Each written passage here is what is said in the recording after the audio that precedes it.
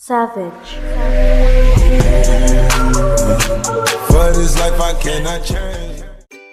Assalamualaikum warahmatullahi wabarakatuh. Perkenalkan kami dari kelompok 5 yang akan membahas tentang fertilitas dan infertilitas. Kelompok 5 terdiri dari Gevira Rahma, Davis Afrilian, Erin Yuliana, Disha Amelia, Lili Rahmawati, Ica Nur Ihsan, Naura Putri, Siti Ayu, dan Silva Azahra. Subbab yang akan kami bahas meliputi konsep fertilitas dan infertilitas, teori-teori fertilitas, faktor fertilitas dan infertilitas, pola fertilitas, pemeriksaan ginekologis mengenai fertilitas dan infertilitas. Definisi: fertilitas ialah kemampuan seorang istri untuk menjadi hamil dan melahirkan anak hidup oleh suami yang mampu menghamilkannya. Kemudian, infertilitas ialah ketidakmampuan seorang suami istri untuk mempunyai keturunan di mana wanita belum mengalami kehamilan setelah bersenggama secara teratur 2-3 kali per minggu, tanpa memakai metode pencegahan selama 12 bulan. Baik, kali ini saya akan menjelaskan mengenai konsep fertilitas menurut Nadia tahun 2013. Yang pertama ada lahir hidup, yaitu kelahiran seorang bayi tanpa memperhitungkan lamanya di dalam kandungan, di mana si bayi menunjukkan tanda-tanda kehidupan. Yang kedua ada lahir mati, yaitu kelahiran seorang bayi dari kandungan yang berumur minimal 28 minggu tanpa menunjukkan tanda-tanda kehidupan. Lalu yang ketiga ada abortus, yaitu kematian bayi dalam kandungan dengan umur kurang dari 28 minggu. Lalu yang keempat yaitu masa reproduksi, yaitu masa di mana perempuan mampu melahirkan yang disebut juga usia subur. Baik, adapun konsep infertilitas menurut WHO ada dua, yaitu infertilitas primer dan infertilitas sekunder. Nah, untuk infertilitas primer sendiri itu belum pernah hamil meskipun melakukan hubungan seksual secara teratur tanpa alat kontrasepsi. Lalu yang kedua yaitu infertilitas sekunder, yaitu tidak terdapat kehamilan tetapi sebelumnya pernah hamil. Teori-teori fertilitas. Yang pertama ada teori sosiologi tentang fertilitas. Pada dasarnya, kajian tentang fertilitas bermula dari disiplin sosiologi. Sebelum disiplin lain membahas secara sistematis tentang fertilitas, kajian sosiologi tentang fertilitas sudah lebih dahulu dimulai. Teori yang kedua yaitu teori menurut Ronald Friedman tentang variabel antara dan norma sosial. Menurut Friedman, variabel antara yang mempengaruhi langsung terhadap fertilitas pada dasarnya juga dipengaruhi oleh norma-norma yang berlaku di masyarakat. Pada akhirnya, perilaku fertilitas seseorang dipengaruhi norma-norma yang ada, yaitu norma tentang besarnya keluarga dan norma tentang variabel antara itu sendiri. Yang ketiga ada teori tentang fertilitas. Pandangan bahwa faktor-faktor ekonomi mempunyai pengaruh yang kuat terhadap fertilitas bukanlah suatu hal yang baru. Dasar pemikiran utama dari teori transisi demografis yang sudah terkenal luas adalah bahwa sejalan dengan diadakannya pembangunan sosial ekonomi, maka fertilitas lebih merupakan suatu proses ekonomi daripada proses biologis. Selanjutnya yaitu faktor-faktor yang mempengaruhi fertilitas secara umum. Yang pertama ada anggapan bahwa banyak anak banyak rezeki. Yang kedua, sifat alami manusia yang ingin melanjutkan keturunan. Lalu yang ketiga adanya pernikahan usia dini atau pernikahan muda. Yang keempat, adanya anggapan bahwa anak laki-laki lebih tinggi nilainya jika dibandingkan dengan anak perempuan. Yang kelima, adanya penilaian yang tinggi terhadap anak, sehingga bagi keluarga yang belum memiliki anak akan berupaya bagaimana caranya supaya ia memiliki anak. Yang selanjutnya adalah faktor infertilitas, yang mana faktor laki-laki sebesar 30-40%, faktor ovulasi sebesar 5-25%, faktor tuba sebesar 15-25%, faktor serviks sebesar 5-10%, dan yang tidak dapat dijelaskan setelah investigasi adalah sebesar 5-25%. Gangguan produksi sperma misalnya akibat kegagalan testis primer atau hipergonadotropik hipogonadisme yang disebabkan oleh faktor genetik atau sindrom Klinefelter, mikrodelesi kromosom 5 atau kerusakan langsung lainnya terkait anatomi atau klitoridisme, varikokel, infeksi atau mumps arthritis, atau gonadotoksin.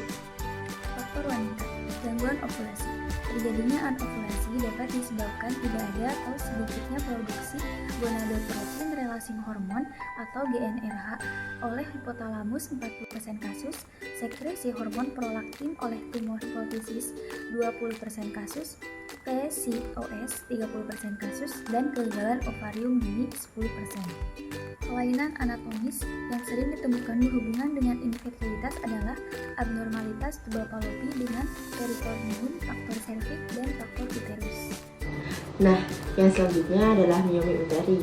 Pembesaran dari rahim dan distorsi dari kontur uterus mungkin mempengaruhi implantasi, menyebabkan disfungsional kontraktilitas uterus yang pada gilirannya bisa mengganggu dengan migrasi sperma, transportasi sel telur, atau mengganggu nifas.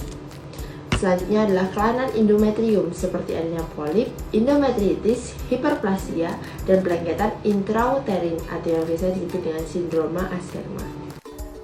Faktor infertilitas, faktor lain, stimulasi gonotropoin yang tidak adekuat karena faktor yang pertama faktor genetik, yang kedua faktor efek langsung maupun tidak langsung dari tumor hipotalamus atau pituitari.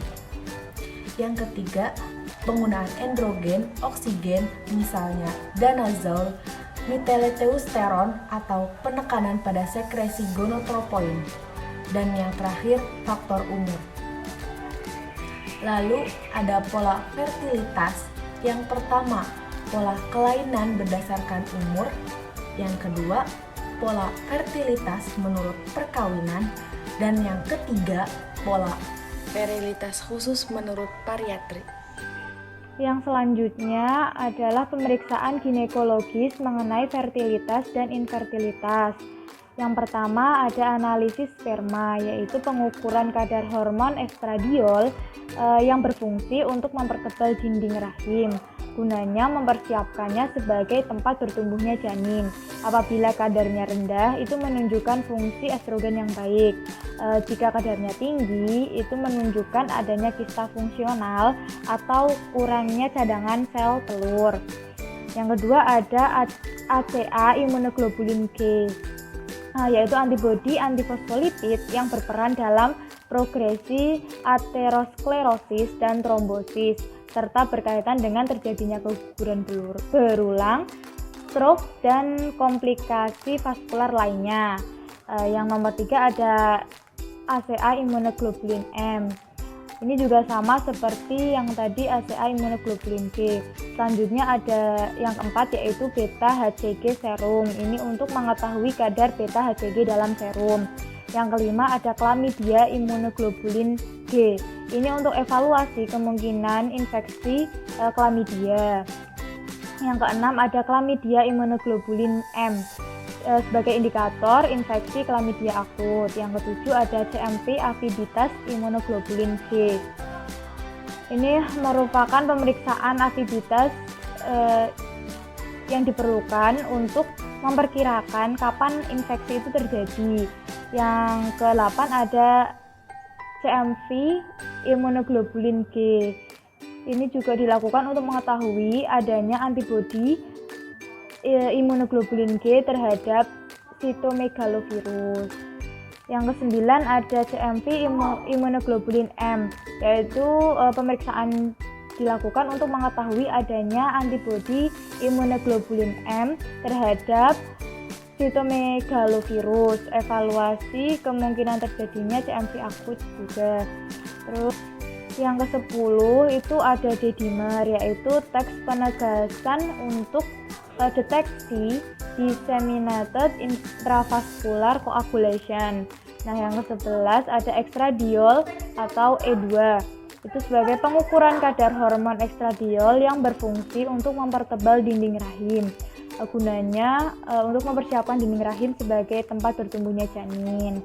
Apabila kadarnya rendah, itu fungsi estrogennya baik. Apabila kadarnya tinggi, itu menunjukkan adanya kista fungsional. Nah, yang ke-12 ada HSP1 immunoglobulin G. Ini pemeriksaan anti HSP1 immunoglobulin G. Dilakukan itu untuk mengetahui adanya antibodi immunoglobulin G terhadap herpes simplex virus tipe 1. Yang ke-13 ada HSV1 imunoglobulin M. Ini pemeriksaan anti HSV1 imunoglobulin M.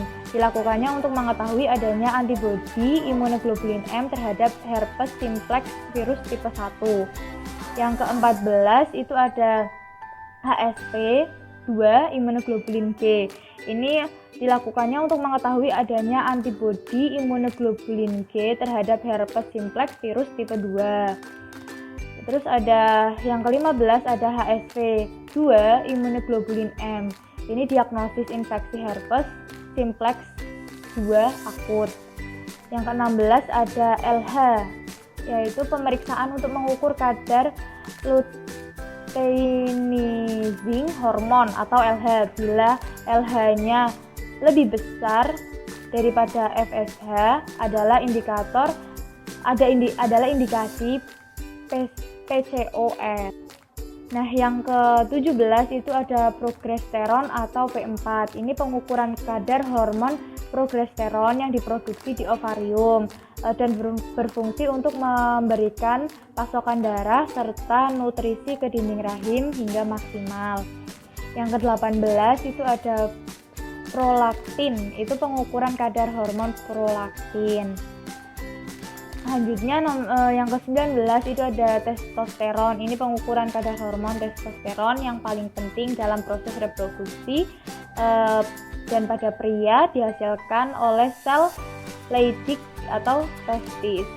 Yang ke-20 ada TSH-S. Ini pengukuran kadar thyroid stimulating hormone atau TSH dalam darah dan dapat digunakan untuk menilai fungsi tiroidnya. Terus ada yang ke-21 itu ada rubella imunoglobulin G. Ini diketahui ini untuk mengetahui adanya antibodi imunoglobulin G terhadap virus rubella. Yang ke-22 itu rubella imunoglobulin M. Sama seperti yang rubella imunoglobulin G, ini juga untuk mengetahui adanya antibodi imunoglobulin M terhadap virus rubella. Diagnosis parental untuk infeksi rubella. Yang ke-23 itu ada Toxoplasma immunoglobulin G. Ini untuk mengetahui adanya antibodi immunoglobulin G terhadap parasit Toxoplasma gondii. Yang ke-24 itu ada Toxoplasma adenovirus immunoglobulin G. Ini pemeriksaan diperlukan apabila ada dugaan terjadinya infeksi toxoplasma. Ditandainya dengan Toxoplasma immunoglobulin G dan immunoglobulin M itu positif, yaitu pada ibu hamil untuk memperkirakan kapan infeksi terjadi. Yang ke-25 yaitu Toxoplasma immunoglobulin M. Ini pemeriksaannya dilakukan untuk mengetahui adanya antibodi imunoglobulin M terhadap parasit Toxoplasma gondii. Perencanaan dan persiapan kehamilan agar terhindar dari infertilitas yaitu pertama, persiapkan mental dan finansial. Kedua, konsultasi ke tenaga kesehatan. Ketiga, hindari depresi maupun stres. Keempat, konsumsi asam folat. Kelima, catat jadwal ovulasi. Keenam, hindari rokok, minuman keras, dan obat terlarang. Ketujuh, selalu makan makanan yang bergizi. Kedelapan, selektif mengkonsumsi ikan. Kesembilan, batasi kafein. Dan kesepuluh, hindari daging dan ikan mentah. Sekian presentasi dari kami. Dan sekali lagi saya ucapkan terima kasih untuk teman-teman yang sudah memperhatikan presentasi dari kami. Savage. For this life I cannot change. It is deep off in the main.